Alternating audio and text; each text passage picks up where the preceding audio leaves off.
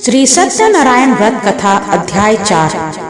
श्री सूत जी बोले, साधु बनिया मंगलाचरण कर ब्राह्मणों को धन देकर अपने नगर के लिए चल पड़ा। साधु के कुछ दूर जाने पर भगवान सत्यनारायण की उसकी सत्यता की परीक्षा के विषय में जिज्ञासा हुई। साधु, तुम्हारी नाव में क्या भरा है?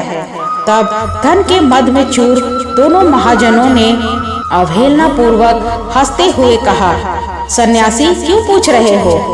क्या कुछ द्रव्य लेने की इच्छा है? हमारे नाव में तो लता और पत्ते आदि भरे हैं। ऐसी निष्ठुर वाणी सुनकर तुम्हारी बात सच हो जाए, ऐसा कहकर सन्यासी का रूप धारण किए भगवान कुछ दूर जाकर समुद्र के समीप बैठ गए। सन्यासी के चले जाने पर नित्य क्रिया करने के पश्चात उतराई हुई अर्थात जल में ऊपर की ओर उठी हुई नौका को देखकर साधु अत्यंत आश्चर्य में पड़ गया और नाव में लता और पत्ते आदि देखकर मूर्छित हो पृथ्वी पर गिर पड़ा।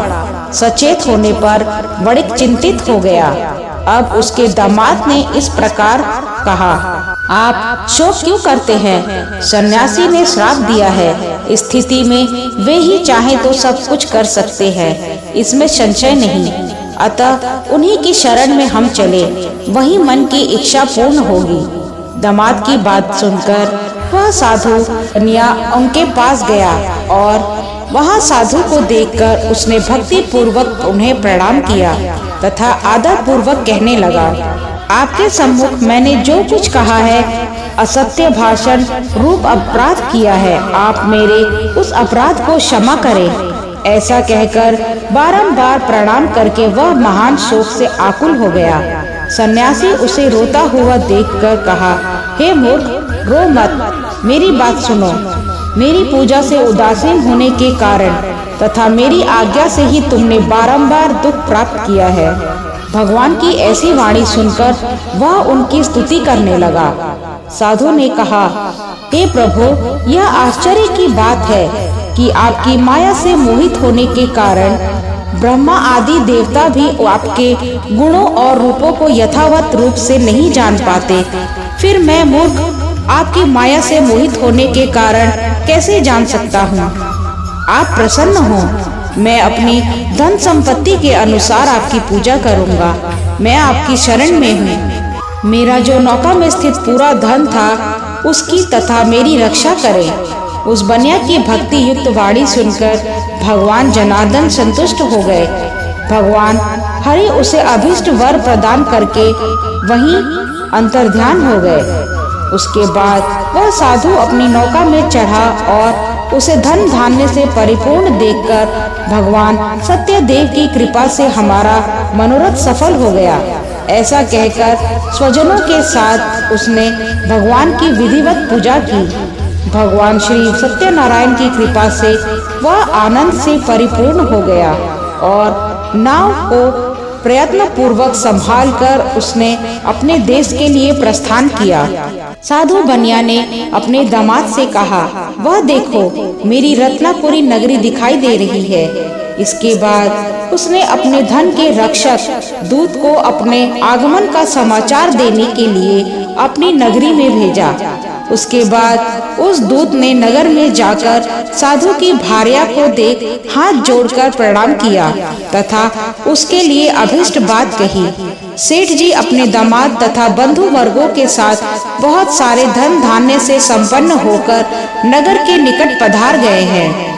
दूत के मुख से यह बात सुनकर वह महान आनंद से विह्वल हो गई और उस साध्वी ने श्री सत्यनारायण की पूजा करके अपनी पुत्री से कहा, मैं साधु के दर्शन के लिए जा रही हूँ, तुम शीघ्र आओ।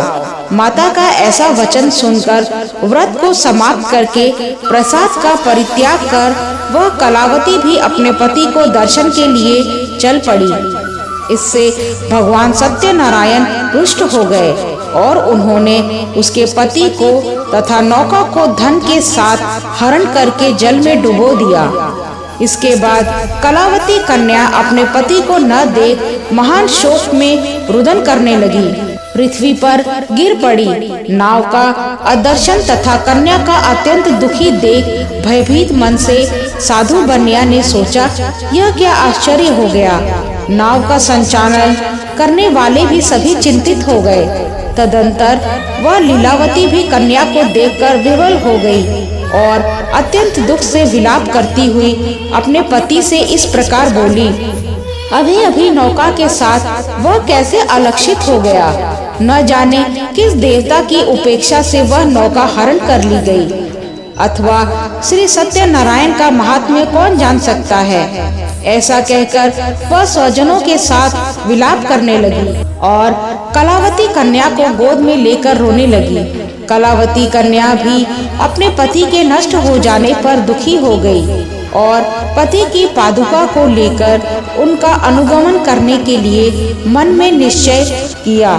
कन्या के इस प्रकार के आचरण को देख भार्या सहित वह धर्मज्ञ साधु बनिया अत्यंत शोक संतप्त हो गया और सोचने लगा, या तो भगवान सत्यनारायण ने यह अपहरण किया है, अथवा हम सभी भगवान सत्यदेव की माया से मोहित हो गए हैं। अपनी धन शक्ति के अनुसार मैं भगवान श्री सत्यनारायण की पूजा करूंगा।